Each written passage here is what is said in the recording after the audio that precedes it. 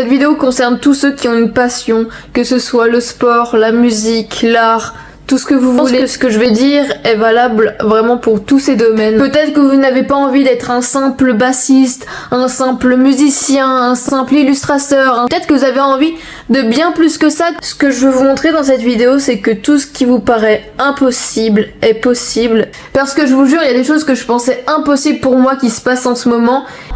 C'est juste incroyable, j'ai envie de crier de joie. J'ai aussi envie que vous puissiez vivre la même chose de votre côté. Tout ne commence pas par la chance, mais par le travail.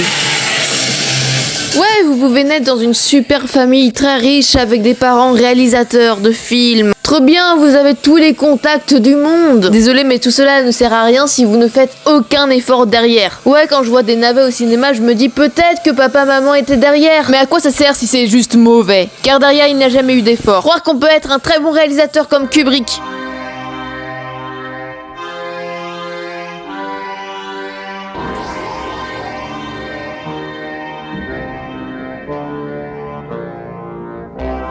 Un très bon musicien comme David Bowie.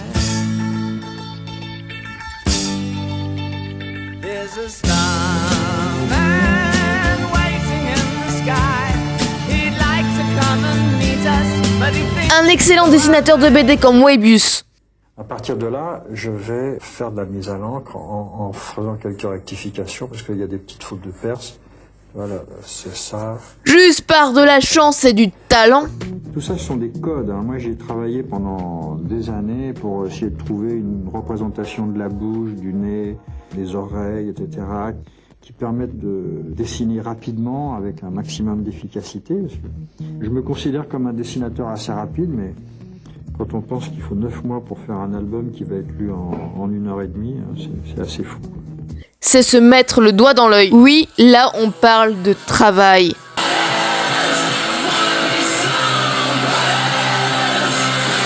Travail et passion.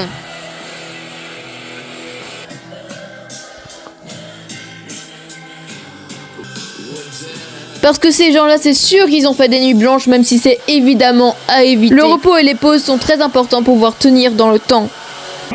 日本の雑誌っていうのは週刊って言って1週間に1回出るサイクルがあります。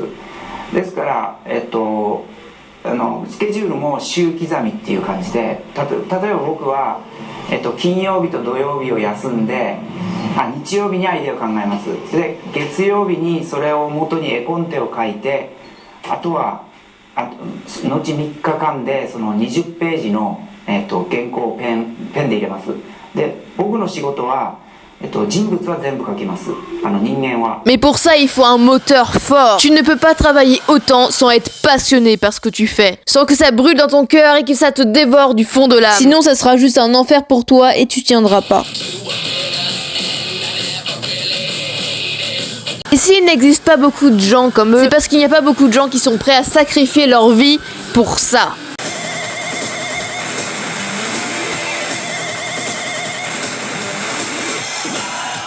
Oui, sacrifier, j'emploie des mots forts. Parce que je vous jure, quand ça vous dévore autant, rien, mais rien ne peut t'arrêter.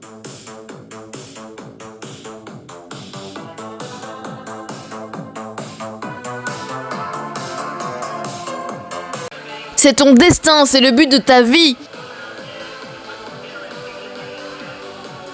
Et tu feras ça jusqu'à ta mort.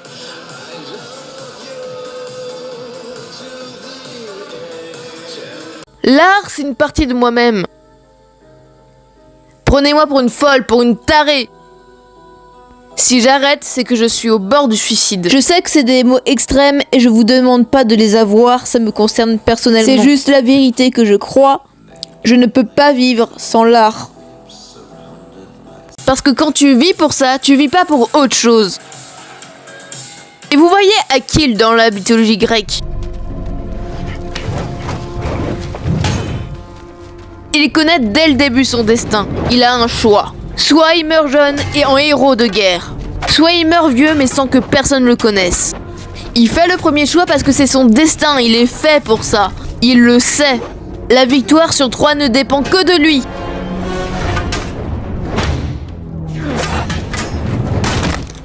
Sans lui, pas de victoire.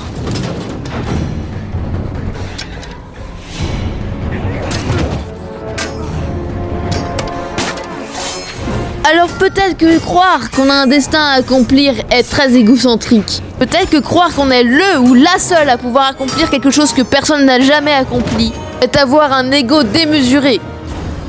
Mais si tu n'as jamais la folie d'y croire, d'y rêver, que peux-tu réaliser de choses d'extraordinaire que les autres n'ont pas déjà fait? Il faut être persuadé de le pouvoir.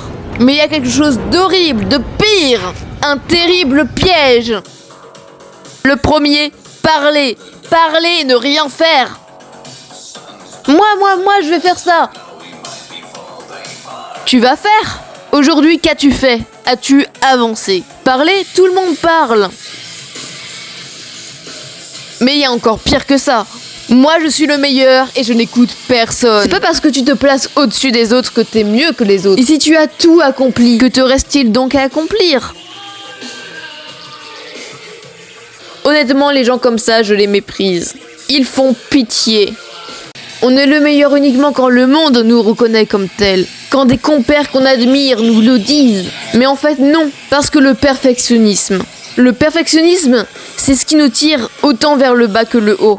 Soit tu te démotives tellement tu te sens mauvais et médiocre.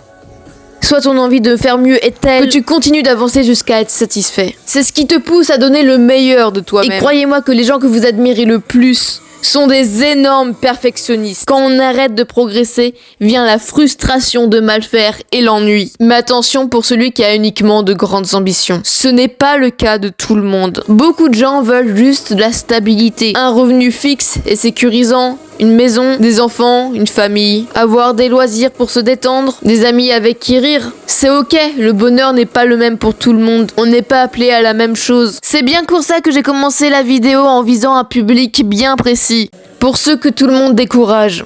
Non, c'est trop risqué, c'est instable. Il y en a qu'un sur 10 000 qui réussit. Tu cours droit vers ta perte.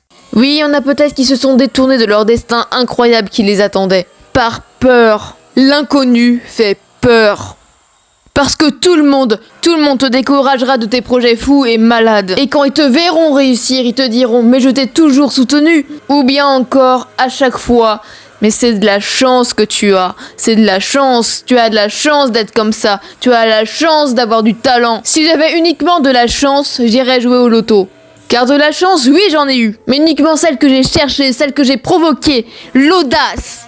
Et on me dira encore, oui, mais toi, c'est différent, tu as de l'audace, tu n'as pas peur, tu n'es pas timide. Non, je ne suis pas différente de vous. La seule différence, c'est que la passion me dévore tellement que les limites humaines que je pourrais avoir s'effondrent. À chaque fois que j'ai fait un dessin pour un dessinateur que j'admire énormément, j'ai rêvé de ce moment comme s'il allait devenir réel. Je mettais toute mon âme dans le dessin que j'allais offrir. Et il est hors de question de garder volontairement un dessin que j'ai fait pour quelqu'un. Il fallait que par tous les moyens, il puisse l'avoir entre ses mains. Et je vous jure, tous les jours, tous les soirs, mon cœur brûlait d'impatience et de joie en pensant à cet auteur que je n'aurais jamais imaginé de ma vie pouvoir rencontrer.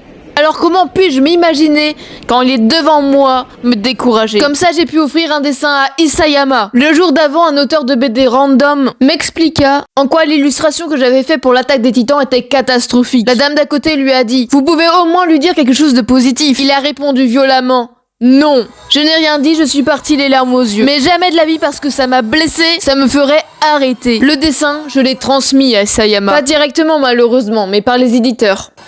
L'une des expériences qui m'a montré que je n'avais plus aucune limite, c'était avec Tsukasa Ojo, l'auteur du manga iconique City Hunter, bien connu sous le nom de Nicky Larson. Je n'ai pas eu de séance de dédicace avec lui, c'était sur tirage au sort. Le seul moyen, c'était sa masterclass. La salle était complètement remplie de monde. Vient le moment des questions. Et c'était mon moment. Mon voisin me proposa de me lever avec mon dessin pour que Tsukasa Ojo puisse le voir depuis la scène. J'avoue, je n'ai pas osé et je lui ai demandé de le faire pour moi. Mon dessin se retrouve alors projeté sur grand écran sous les yeux de toute la salle qui applaudit. Comment j'aurais pu imaginer un tel moment? Ce n'est pas fini. On m'encourage à aller devant la scène pour tendre directement mon dessin à Tsukasa Ojo. Il me faut énormément de courage pour passer devant tout le monde. Là, le niveau de stress est à mon maximum. À côté de Tsukasa Ojo, il y avait Philippe Lachaud. Je vous laisse voir par vous-même ce moment mémorable.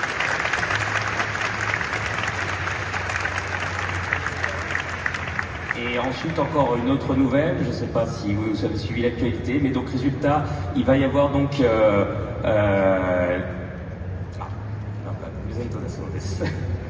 Donc il va y avoir la première adaptation. Ce sourire, rien qu'un sourire de quelqu'un que vous admirez énormément vous motive à jamais. Je ne peux pas décrire ce sentiment d'euphorie qui m'habitait. J'avais l'impression que c'était le meilleur moment de ma vie. Qu'à partir de là, rien n'était plus impossible et qu'il fallait oser. C'est là que la chance joue autant que le travail. Il y en a d'autres qui ont voulu offrir des choses à Tsukasa Ojo, mais mon dessin a été le seul à être gardé. Car c'est uniquement votre investissement qui vous distingue des autres. Pour rencontrer Yukimura, l'auteur de Vinland Saga, je suis restée la nuit dehors dans le froid. J'avais 3 minutes pour lui parler. Et quand je lui montrais mes dessins, il regardait attentivement et il disait Sugai, Je lui dis que comme lui, j'aime aussi Enki Bilal. Oui, Enki Bilal est l'un des artistes favoris de Yukimura. Il me répond, alors on est sur la même longueur d'onde. Et devinez qui je rencontre cette année? Enki Bilal. Le crayonné, c'est le début de toute histoire dessinée. Un peu de technique. Le crayonné, c'est essentiel, mais l'ancrage, la mise au propre, comme on dit, c'est accessoire. J'ai décidé de sauter cette étape depuis quelque temps déjà, et de passer directement, après la mine de plomb, de passer directement à la peinture acrylique, au pastel, à ce qu'on appelle une technique mixte. Ici, la finition. L'acrylique est déjà là, la gouache, tout le reste, un peu de pastel pour finaliser, pour donner de la sensualité quand il le faut. Enki Bilal est clairement l'un de mes dessinateurs préférés. Il y a 10 ans, je lisais La femme piège et jamais je me serais imaginé un jour pouvoir le rencontrer parce que c'était un auteur qui me paraissait particulièrement lointain et inaccessible. En 2025, aux Utopiales, on annonça la venue d'Enki Bilal. Évidemment, vu sa renommée, c'était quasiment impossible d'avoir sa dédicace. L'un des seuls moyens de le rapprocher était sa masterclass. Alors ça faisait 1 mois que je pensais à l'illustration que j'allais lui faire et il fallait absolument que ce soit ma meilleure illustration, là où je donne mon meilleur. Évidemment, la veille, je n'avais pas fini, donc je me suis tapé une nuit blanche et donc j'y suis allée et je l'ai vu, je l'ai rencontré. Monsieur, j'ai quelque chose pour vous. Je lui tends le cadre que la veille j'ai acheté 40 balles parce que je le trouvais nulle part. Non mais ce n'est pas un original quand même, qu'il me dit. J'avais la voix toute timide, toute aiguë. Si, vous êtes l'un de mes premiers auteurs SF, je vous aime beaucoup. Il me dit mais vous devriez le vendre. À côté quelqu'un qui lui dit ah bah alors vous allez lui acheter. Je vous rappelle qu'on parle d'Enki Bilal quand même. Et là il me dit écoutez vous avez un contact? J'avais noté mes coordonnées derrière le cadre. Et là il me dit je vais vous écrire. Alors ça pourrait être de la chance, mais est-ce que ça serait de la chance si je n'avais pas fait ce dessin où j'avais donné le meilleur de moi-même pour lui?